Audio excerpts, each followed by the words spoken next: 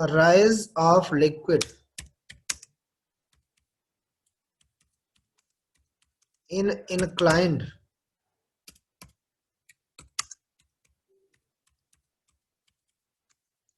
capillary tube.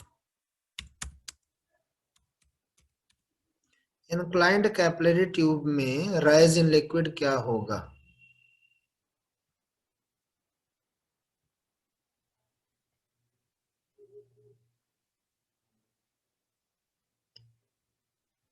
चलिए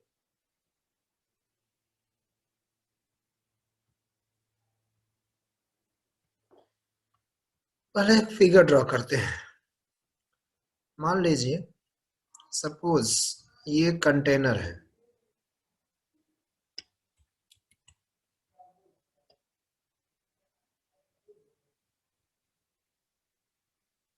इसमें पूरा क्या है, लिक्विड फिलअप है।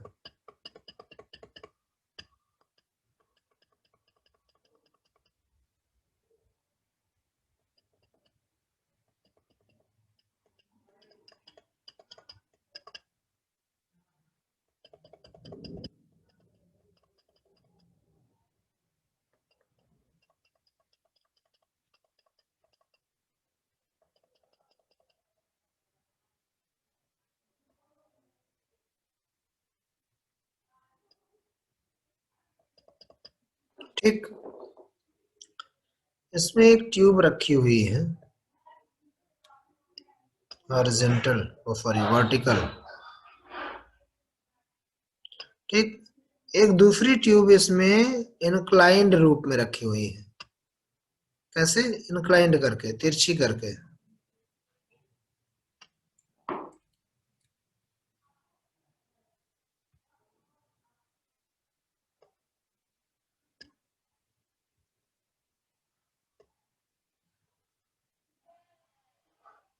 ठीक, अब ये कहा जा रहा है कि इसमें क्या वाटर लेवल कितना हाइट तक जाएगा, ये हमें देखना है।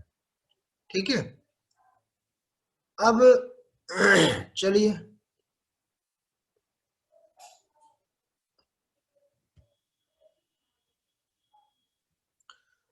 जब इसमें लिक्विड फिलअप है, जैसे ही वर्टिकल वाले पे लिक्विड जाएगा तो ये क्या होगा, ये लिक्विड जो है कुछ हाइट तक ऊपर बढ़ेगा।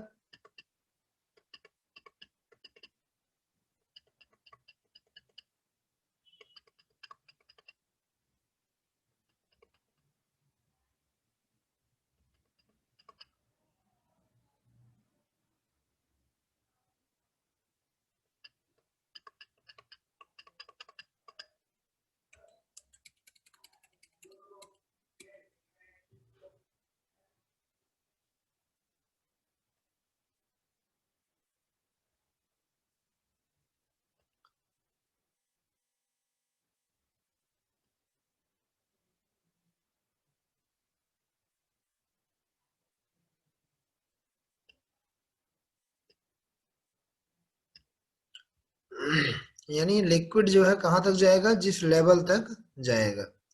तो जो ये ट्यूब है जो इंक्लाइंड करके रखी गई, इसमें भी लिक्विड फिलअप होगा। ठीक है, अब एंगल देखते हैं, यहां से इसका एंगल, यह एंगल कितना बना रहा है, ये भी देख लीजिए। एंगल बना रहा है अल्फा। क्या बनाएगा? अल्फा। वाटर लेवल से जो हाइट है, जहां तक लिक्विड फिलअप है, ये हाइट है h। क्या है? तो इसी तरह से ये भी h होगी।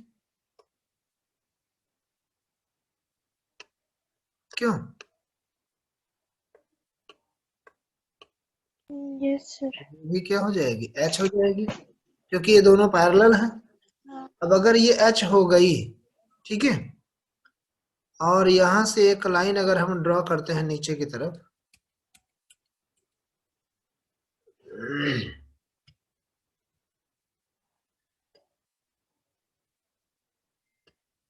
ठीक है। इस पे जो एंगल बनता है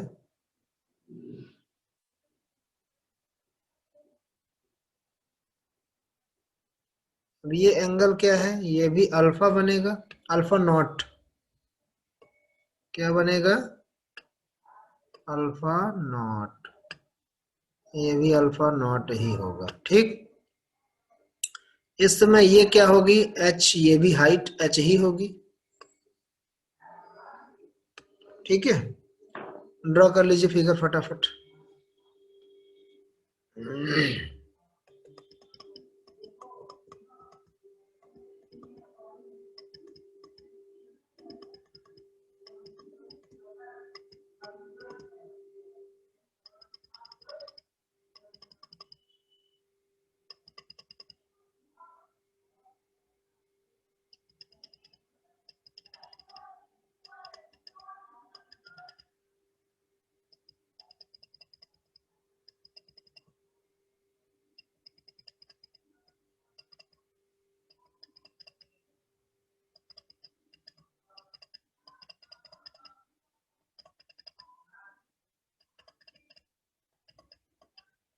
हो गया।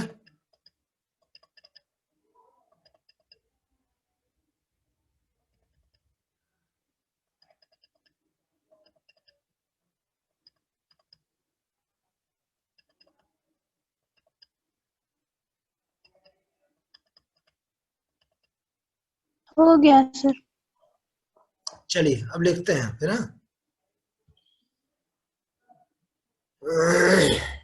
लिखिए, let the height of liquid column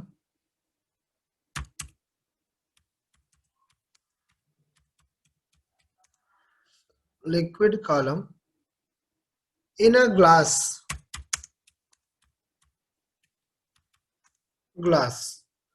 capillary tube, glass capillary tube of radius r is h।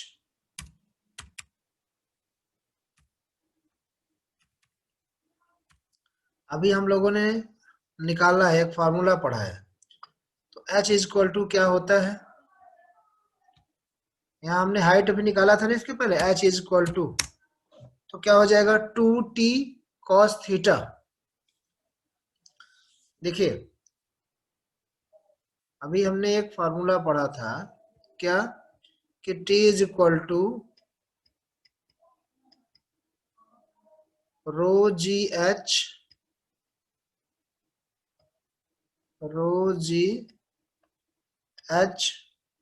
Into r. पढ़ा है ना, अभी तुरंत पढ़ा है, upon 2 cos theta, 2 cos theta. पढ़ा था कि नहीं पढ़ा था। इससे अगर हम h निकालें तो h क्या हो जाएगा, h इज इक्वल टू हो जाएगा 2t cos थीटा,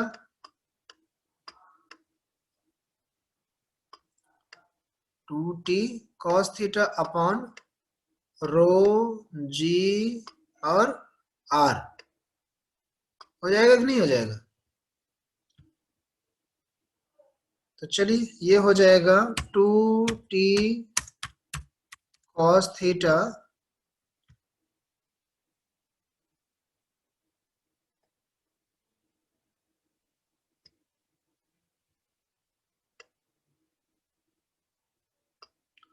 अपॉन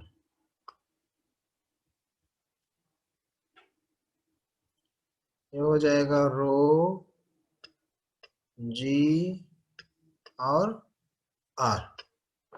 ठीक है, इसको इक्वेशन नंबर 1 बना ले रहे हैं। ठीक, अब इसमें टी क्या है, सरफेस टेंशन है। ठीक है, अब अगर हम ये कहें कि जो एंगल ऑफ कांटेक्ट है वो कैपिटल क्यू मान लें, लिख ले let the angle of contact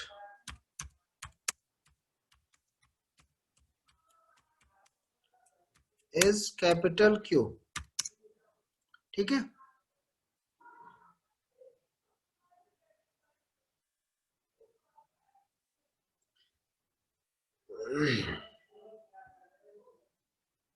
चलिए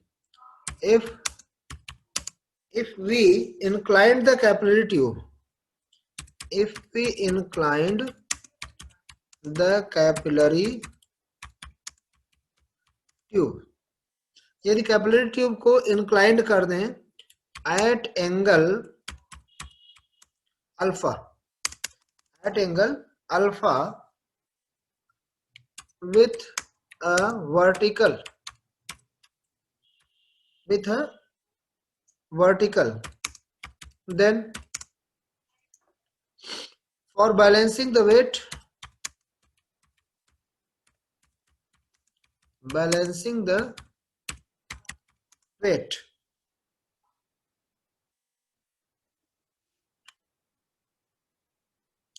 for balancing the weight of liquid column, liquid column raised in the tube by surface tension,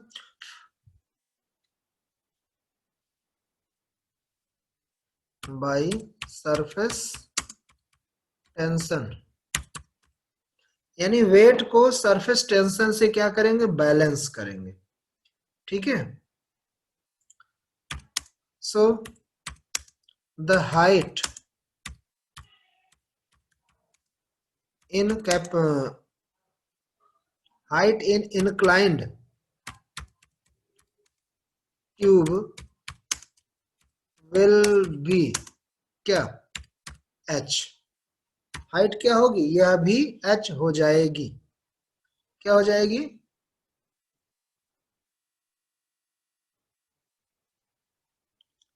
h हो जाएगी। ठीक है,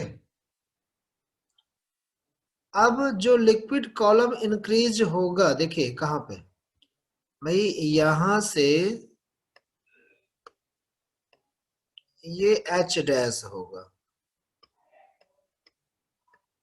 यहां से जो लिक्विड कॉलम वर्टिकल का इंक्लाइंड कंडीशन में इंक्रीज होगा वो क्या होगा, h dash.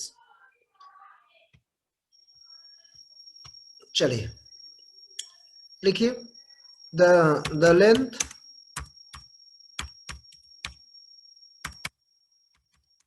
the length of liquid in the tube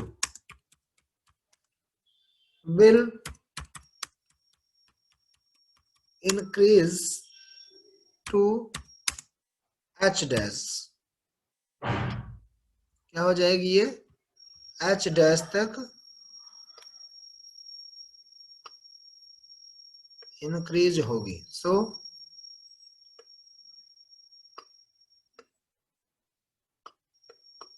h dash is, so h dash is equal to क्या हो जाएगा, h अपॉन कॉस अल्फा।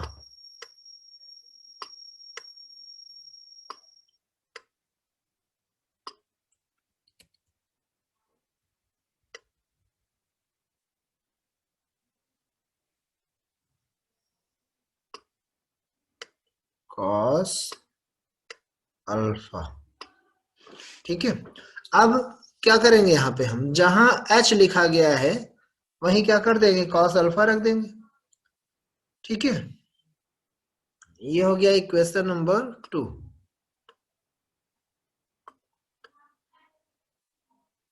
अब इक्वेशन 2 से, यानी इक्वेशन 1 से h की वैल्यू को उठाकर रख दीजिए।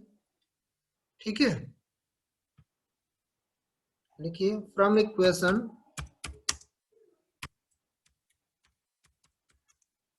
1, इक्वेशन 1 से चलिए h dash is equal to क्या हो जाएगा,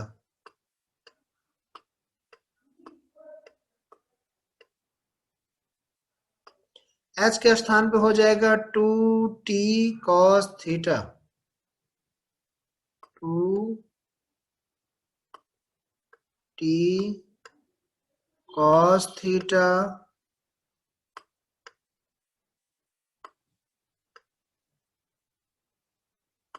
अपन क्या है, rho g h, sorry rho g और r into cos alpha already रहेगा, हो जाएगा कॉस अल्फा। ठीक, ये आपका हो गया इंक्लाइंड शेप पर जो हाइट इंक्रीज होगी वो क्या हो जाएगी, वो ये होगी। ठीक, राइट कर लीजिए। Done sir. और चलिए इसके बाद इस चैप्टर की last heading, effect of surface tension.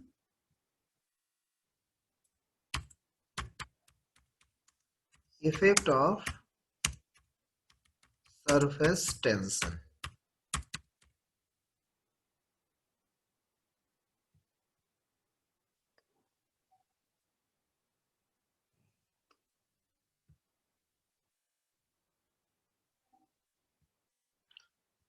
चले लिखिए, surface tension is affected by following factors. Following factors. Number one,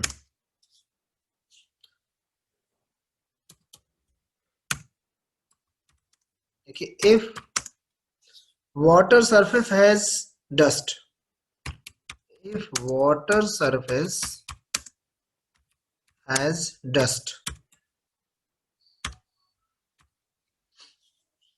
dust हो या ग्रीस और ऑयल, यदि वाटर सरफेस पे डस्ट हो, ग्रीस हो या ऑयल हो तो उस समय क्या होता है, then surface tension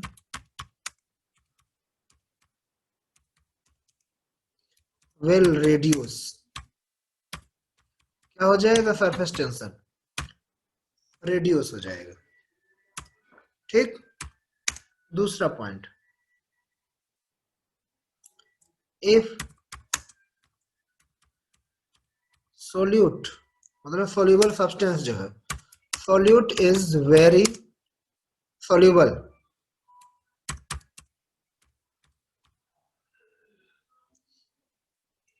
then surface tension of liquid, surface tension of liquid increased। उस समय सरफेस टेंशन क्या होता है, इंक्रीज्ड हो जाती है। ठीक है,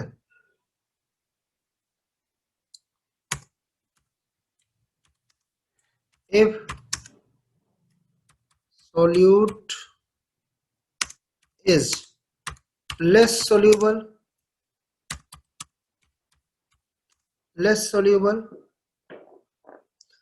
then surface tension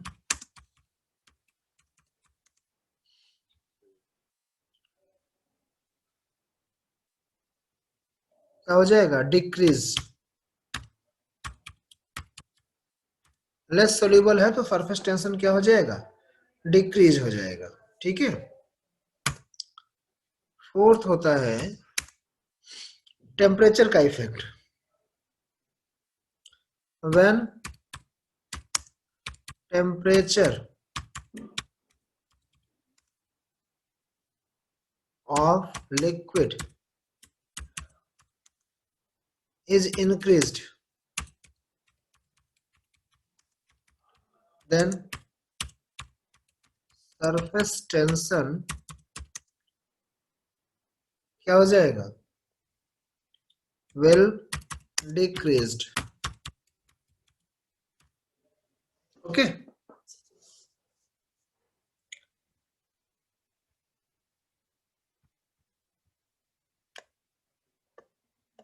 the end.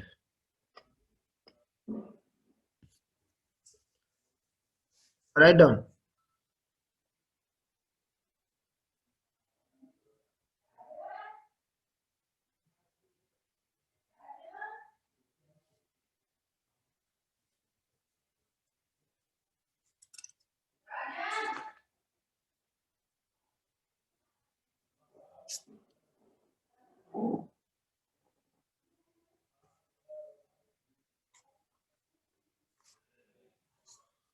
Write down.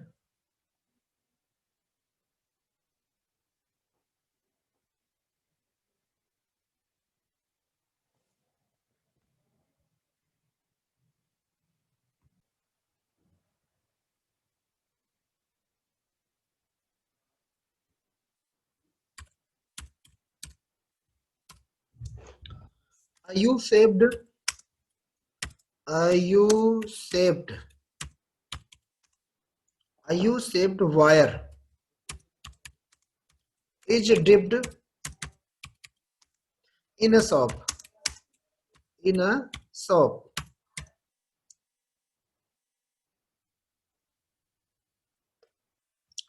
A U-shaped wire is dipped in a soap solution. soap solution में U-shaped wire को dipped कर दिया गया and removed. डिप्ड करके उसको क्या कर लिया गया, रिमूव कर लिया गया, बाहर निकाल लिया गया. देन होगा क्या, the thin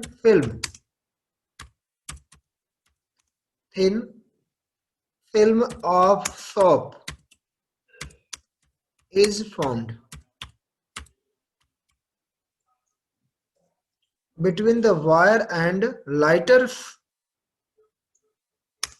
between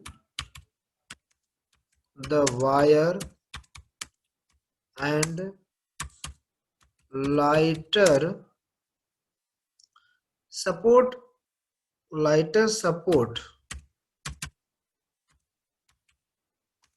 of a lighter support a weight of कितना 1.5 into 10 to the power minus 2 10 to the power minus 2 Newton. Okay, the length of slider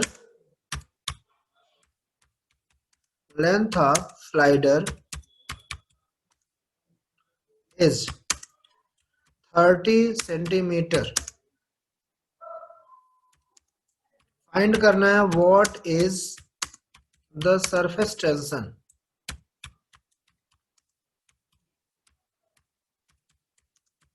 of liquid, tension of film.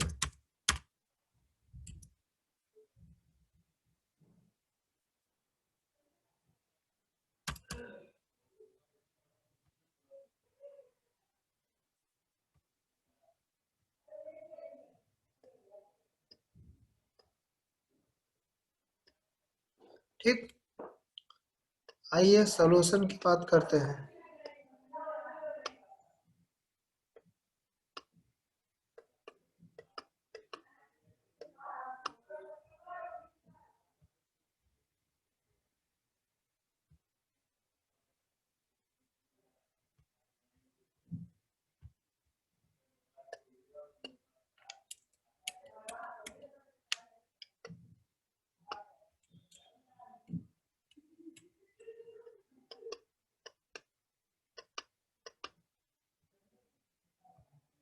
चलिए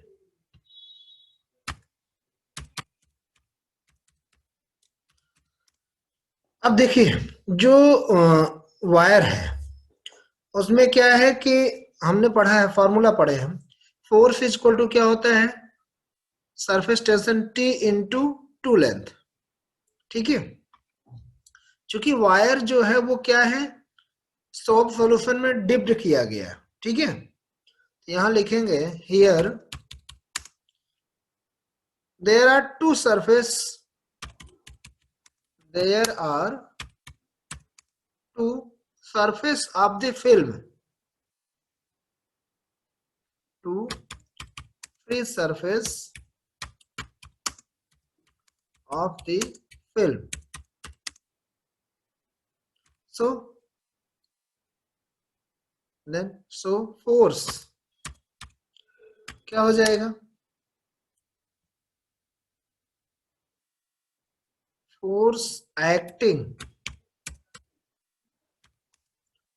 on slider। जब दो surface काम कर रहा है तो जो फोर्स होगा स्लाइडर पे, जो एक्ट कर रहा होगा, वो क्या हो जाएगा, वो हो जाएगा F is equal to T into two L. क्या हो जाएगा, F is equal to T into two L. ठीक है, और ये इक्वल किसके होगा, देखिए जो फोर्स होता है वो वेट के इक्वल होता है। यहां आप लिखेंगे कि as we know, as we know क्या, कि जो फोर्स एक्ट होगा W वर्क, यानी W is equal to weight, weight is equal to क्या, force. So T into two l is equal to क्या हो जाएगा, इसका वेट अगर हम मान लें mg है, तो अब इससे आपको निकालना है T, तो T इज इक्वल टू क्या हो जाएगा, mg अपॉन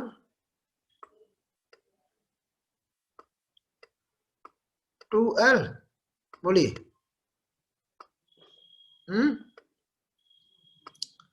चलिए यस सर। अब आइए देखिए लेंथ L कितना दिया गया है, L गिवन है कितना, 30 सेंटीमीटर ना। 30 सेंटीमीटर। तो 30 सेंटीमीटर को जब मीटर में कन्वर्ट करेंगे तो क्या हो जाएगा, 30 इंटू 10 टू द पावर -2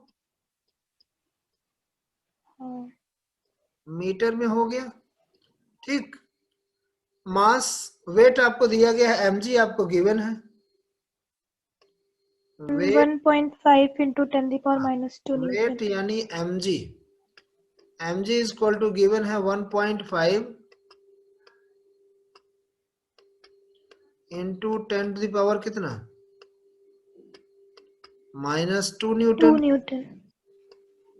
अच्छा, चूंकि ये न्यूटन में है इसलिए हमें उसको मीटर में कन्वर्ट करना पड़ा है। ठीक है, तो चलिए यहां आपसे पूछा क्या जा रहा है, टेंशन T। ठीक, आइए T is equal to, formula आपने अभी निकाल ही लिया है, हो जाएगा 1.5 into 10 to the power -2 upon क्या हो जाएगा, 2 into 30 into 10 to the power -2। बोलिए, 10 to the power -2, 10 to the power -2 cancel हो जाएगा। हाँ, अब अगर इसका डेसिमल हम 1.5 का जब डेसिमल अगर हम रिमूव करेंगे तो नीचे 10 से मल्टीप्लाई हो जाएगा। ठीक है, तो ये क्या हो जाएगा, 15 टू जा 30, यहाँ क्या हो जाएगा 20 हो जाएगा। तो ये आ कितना गया, 1 अपॉन कितना 40, कितना आया 1 अपॉन 40। अब 1 अपॉन 40 का मतलब क्या,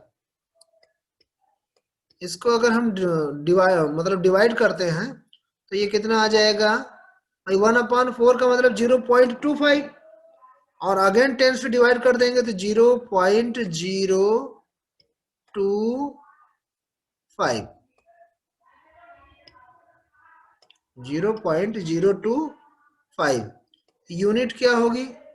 न्यूटन पर मीटर स्क्वायर या न्यूटन पर मीटर।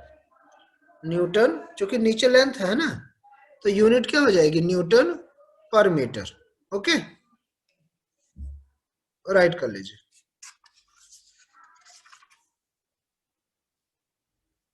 बुक में देखेंगे कुछ एग्जाम्पल दिए गए होंगे, एग्जाम्पल पढ़ लीजिएगा, ठीक है। बाकी अब नेक्स्ट डे चलेंगे, ठीक।